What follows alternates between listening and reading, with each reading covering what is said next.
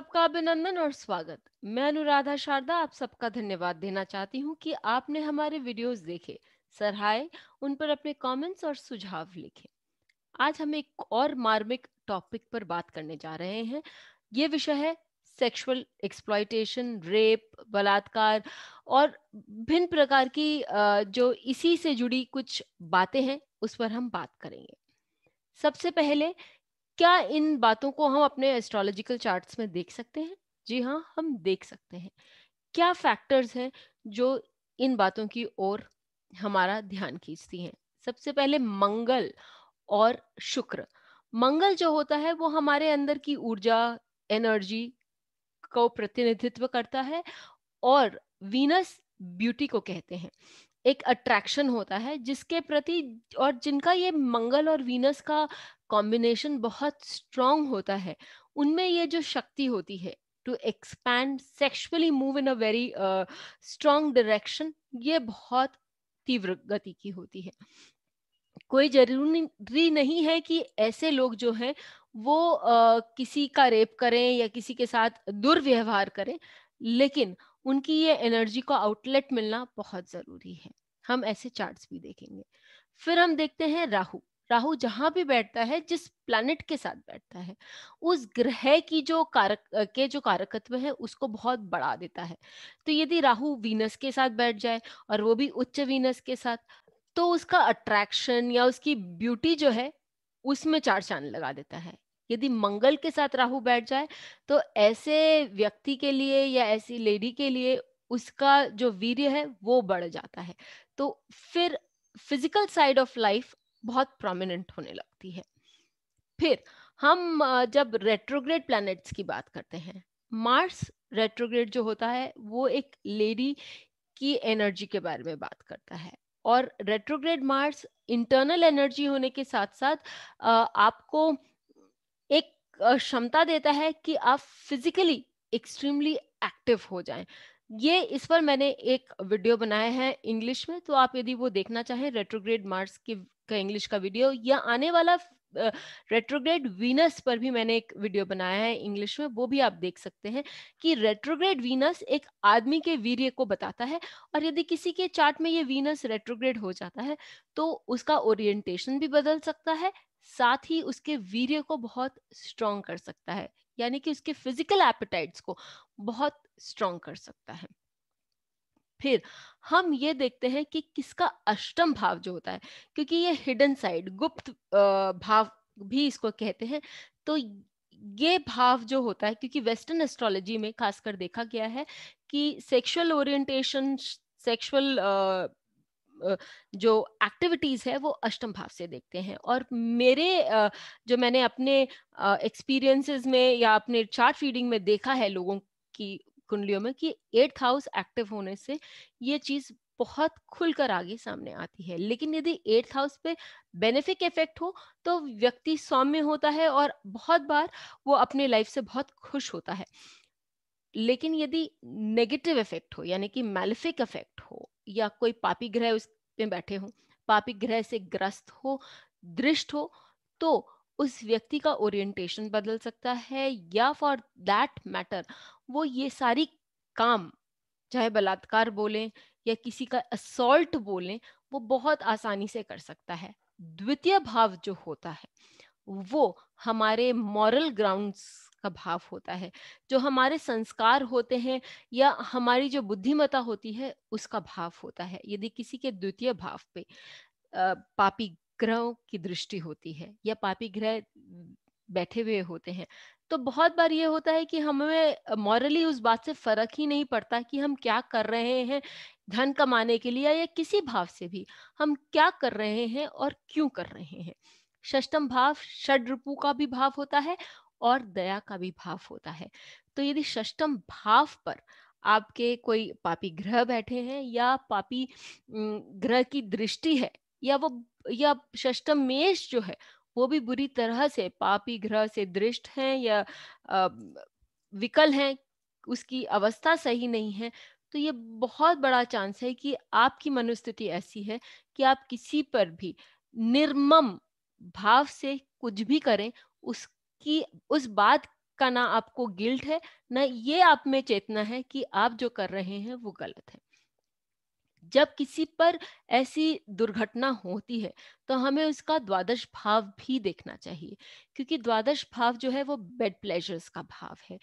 ऐसी स्थिति में यदि किसी का द्वादश भाव एफ्लिक्टेड है, पापी ग्रह से दृष्ट है या पापी ग्रह वहां बैठे हैं, तो हो सकता है उसके साथ जो एक्सपीरियंसेस हों वो बहुत खतरनाक हो, भयानक हो। डिपेंड करता है कि वो कौन सी कितनी डिग्री तक वो जो भाव है वो एफ्लिक्टेड है।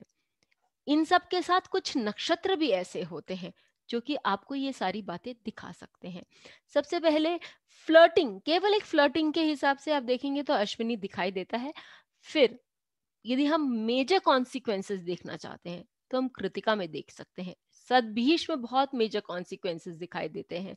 ये चीज हम फिर मृगशिर में, अश्लेष में भी बहुत उठकर आता है ये बात, ज्येष्ठ में उठकर आती है ये बात, विशाखा में उठकर आती है, रोहिणी में मल्टीपल पार्टनरशिप्स हमको दिखाई देते हैं।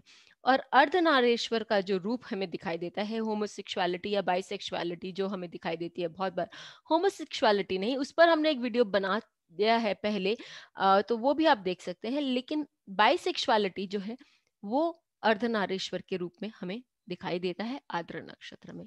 ये सारी बातें हुई कि किस प्रकार हम एक चार्ट को देखें अच्छी तरह, जिससे हमें मालूम पड़े कि इस व्यक्ति के साथ कोई दुर्घटना हो सकती है।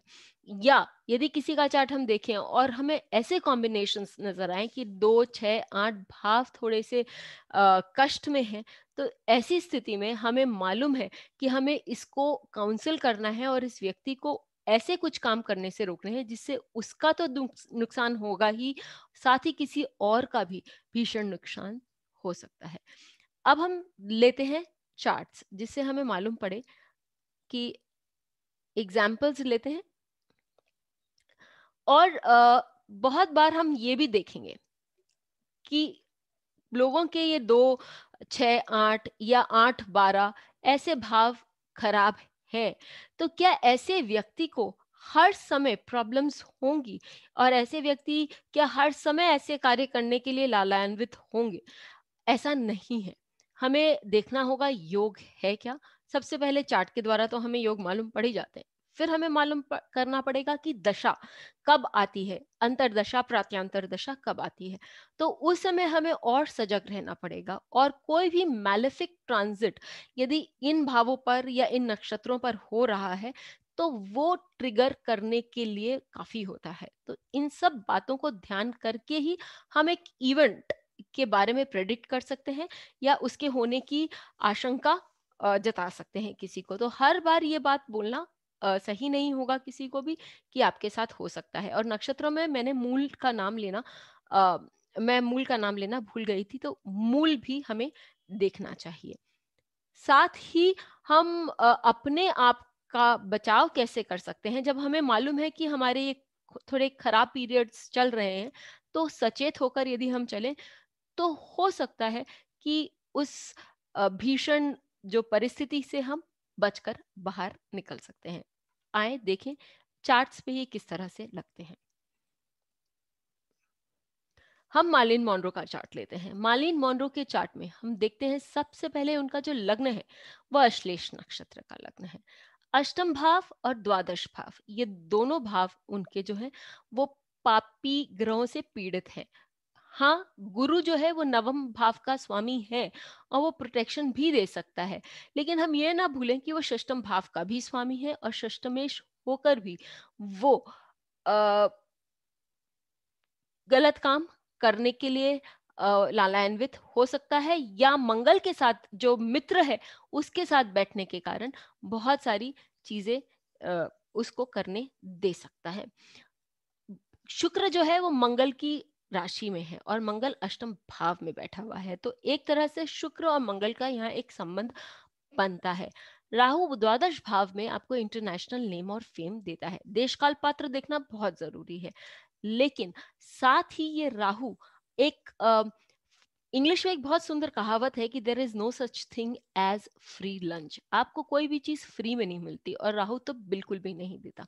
तो उसके अगेंस्ट में हो सकता है कि राहु आपसे कुछ करवा ले, या आपको कुछ मुआवजा उसको देना पड़े। और मार्लिन मोनरो के केस में हमें मालूम पड़ता है कि बहुत ही यंग एज में उनका शोषण हुआ था, और एक बार नहीं काफी बार उनके साथ दुर्घटनाएं हुई थी।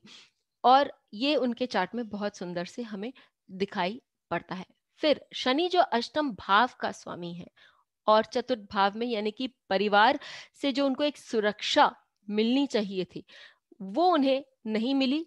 और साथ ही अष्टम भाव का जो स्वामी वो विशाखा नक्षत्र में बैठा है। मैंने आपको नक्षत्रों के बारे में भी बताया था कि विशाखा नक्षत्र जो है वो भी ये देने के लिए अ, ये भी ऐसे हरकतें भी लोगों से करवा सकता है, या लोगों के द्वारा लोगों पर हो सकती है, दूसरों पर हो सकती है। तो ये हमने देखा कि मार्लिन मोनरो के चार्ट पर ये सारी बातें किस तरह से सुंदरता से हमें उनके चार्ट पर दिखाई दे रही है। फिर हम आगे बढ़ते हैं। टेड बंडी नाम के एक व्यभिचारी बोलना ही सही होगा, ये एक व्यक्ति थे, और इन्होंने अपने बचपन में अपने माता से और बहनों से बहुत ये त्रास्त हुए थे। और बाद में उसका जो असर है वो उनके रिलेशंस पे मालूम पड़ा। और खाली रिलेशंस पर ही नहीं, इन्होंने बहुत सारी लड़कियों का रेप किया, बलात्कार किया, और फिर उनके साथ हिंसक घटनाएं करते हुए उनको मार दिया, जान से मार दिया। तो अब हम देखते हैं कि टेड बंडी का जो मर्क्यूरी है, बुध, वो अपने ही नक्षत्र ज्येष्ठ नक्षत्र में द्वितीय भाव का स्वामी है। मैंने कहा था कि हमें द्वितीय भाव को भी देखना है। और बुध क्योंकि आपके व्यवहार को भी बताता है, और ये रेट्रोग्रेड होने के कारण वो आपका जो व्यवहार है वो थोड़ा अलग हटके हो जाता है और ज्येष्ठ नक्षत्र में हो जाता है। तो आपकी जो मानसिकता होती है वो लोगों पर दबाव डालने की, डोमिनेट करने की, और कोई फर्क नहीं पड़ता है, आपको विन करना है एट ऑल कॉस्ट, वो वाली मानसिकता अब यहाँ हमें देखने को मिलती है। साथ ही उनके उनके 5 ग्रह हैं केवल उनके चतुर्थ भाव में। ये एक ग्रह सूर्य को छोड़ के बाकी सारे ग्रह या तो विशाखा नक्षत्र में है या ज्येष्ठ नक्षत्र में है। अर्थात इनके जो सारे ग्रह हैं वो इस बात की चेतावनी बार बार देते हैं कि ये इनकी जो मानसिकता है वो इस प्रकार की हो सकती है। इनका जो राहु है वो रोहिणी नक्षत्र में है, जो मल्टीपल पार्टनरशिप्स दिखाता है। लेकिन उनकी मानसिकता ये बताती है कि इन्हें ये सब कार्य करने में कोई भी प्रॉब्लम नहीं होता, और ये इसके बारे में दोबारा सोचते भी नहीं है। शनि जो षष्टम भाव का स्वामी है, द्वितीय भाव में द्वादश भाव में बैठा है, और षष्टम भाव को देखते हुए इसे पुख्त कर रहा है। और इन सब कार्यों के लिए इनका मन हमेशा रेडी या तैयार रहता है। इनफैक्ट ये भी हो सकता है, कुछ समय बाद ये भी हो सकता था कि इनको ये कार्य करने में मजा भी आता होगा, और इसमें कहीं कोई तरह की गिल्ट फैक्टर जो है वो उनके मन में नहीं आती। एक जैसे मैंने आप लोगों को बताया कि मरकरी, सॉरी, मार्स और वीनस का जो कॉम्बिनेशन होता है वो लोगों को अपनी ओर आकर्षित करता है। संजय दत्त के चार्ट में अ, मंगल और शुक्र एक साथ दशम भाव में बैठे हैं, और मंगल लग्न का स्वामी भी है, और शुक्र जो है वो द्वादश भाव और सप्तम भाव का भी स्वामी है। संजय दत्त की मूवी में, उनके बायोग्राफी में ये लिखा हुआ है कि उनके बहुत सारे मल्टीपल रिलेशंस थे, और उन्होंने इस बात की पुख्ता भी करी है अपने इस मूवी में। तो ये हम देख सकते हैं कि वीनस और मार्स जो है वो मल्टीपल रिलेशनशिप देता है। जेफरी आर्चर के केस में बहुत अच्छे राइटर हैं, उनके केस में भी ये हमें मालूम पड़ता है। संजय दत्त के केस में क्योंकि ये 10th हाउस में हो रहा है, तो हमें मालूम पड़ता है कि इनके लाइफ में ये सारी चीजें इनके प्रोफेशन से भी जुड़ी हो सकती हैं। एलन डेनिस बोल के ऑस्ट्रेलिया के एक बहुत बड़े क्रिमिनल थे, जिनका रेगुलर काम था, जिनकी मदर एक ब्रोथेल चलाती थी, और इनका रेगुलर काम था कि लड़कियों को ये बेचे, भरे बाजार में बेचें, और लड़कियों के साथ, आदमियों के साथ किसी प्रकार का भी इनके मन में कहीं भी दया भाव नहीं था। षष्ठम भाव, मैंने आपको बोला कि दया का भी भाव होता है। यहाँ हम यदि देखें तो इनके द्वितीय भाव में सूर्य नीच का होकर और विशाखा नक्षत्र में बैठा हुआ है। साथ ही ये द्वादश भाव का भी स्वामी है। और षष्ठम भाव इनका बहुत ही बली है, क्योंकि षष्ठम भाव में राहु, जो इस राशि का स्वामी भी है और अपने ही नक्षत्र शतभिष में बैठा हुआ है। साथ ही चंद्रमा भी राहु के साथ षष्ठम भाव में सतभिष नक्षत्र में बैठे हुए हैं। तो उनको किसी के प्रति कोई भी दया भाव, थोड़ी सी भी मार्मिकता इनके हृदय में बिल्कुल भी नहीं थी, और कुछ भी गलत करने में इनको कभी भी संकोच नहीं होता था। आगे हम बढ़ते हैं एलिजाबेथ टेलर के चार्ट की ओर। उनके चार्ट में राहु वीनस फिफ्थ हाउस में कॉम्बिनेशन हमें दिखाई देता है, और ये बात हम सभी जानते हैं कि उनकी बहुत सारी मैरिजेस भी हुई थी, और उनके बहुत सारे अफेयर्स भी थे। चार्ली चैपलिन, हम सब जानते हैं उनके बारे में, बहुत ही प्रभावशाली एक्टर भी थे, लेकिन उनके अगेंस्ट केसेस होते होते इसके लिए बचे, क्योंकि उन्होंने जिनके साथ भी काम किया उनके साथ उनका रिलेशन था, लेकिन फिर उनको शादी करनी पड़ी, जिसके कारण उनके केसेस नहीं हुए, उनके अगेंस्ट केसेस नहीं हुए। लास्ट में हम एक ऐसा केस भी देख लेते हैं जहां लुई हे, इनके साथ बचपन में बहुत बुरा हुआ। उनके साथ ऐसे वारदात हुए जहां उनका शोषण हुआ, लेकिन फिर भी उस शोषण से उभर कर आई, और वर्ल्ड की one of the best publication houses, जहां पर मोटिवेशनल बुक्स बहुत सारी छपती थी, या ये मोटिवेशनल ऑथर्स के साथ काम करते थे, और इन्होंने उस बेस्ट पब्लिकेशन हाउस का निर्माण किया। तो हम ये देखते हैं कि फिफ्थ हाउस जो बचपन को भी बताता है और आपकी खुशी को भी बताता है, इनका फिफ्थ हाउस ग्रस्त है, क्योंकि शनि जो एट्थ लॉर्ड है वो यहाँ आकर विशाखा नक्षत्र में विद्यमान है। साथ ही इनके अष्टम भाव को द्वादश भाव से राहु की दृष्टि है, और द्वादश भाव, जैसे मैंने आपको बताया कि द्वादश भाव आपके जो बैड प्लेजर्स है उसमें प्रॉब्लम्स क्रिएट करता है, आपको बैड एक्सपीरियंस देता है। तो इनका जो बैड एक्सपीरियंसेस है वो बचपन के बैड एक्सपीरियंसेस हैं, और वो बहुत ही इनके लिए अ, कष्टदायक, जिसे हम कह सकते हैं, वो हुए। लेकिन ये भी बताता है कि आप उनसे उभर सकते हैं। तो प्रोत्साहित होकर उभर तो आदमी सकता है, लेकिन इन द फर्स्ट प्लेस ऐसे एक्सपीरियंसेस ही क्यों आए हमारे जीवन में? तो इन सब बातों को ध्यान में रखते हुए यदि हम चले, तो ईश्वर की कृपा से हो सकता है कि हमारे लाइफ में ऐसे एक्सपीरियंसेस ही ना हो। फिर से मिलेंगे, तब तक के लिए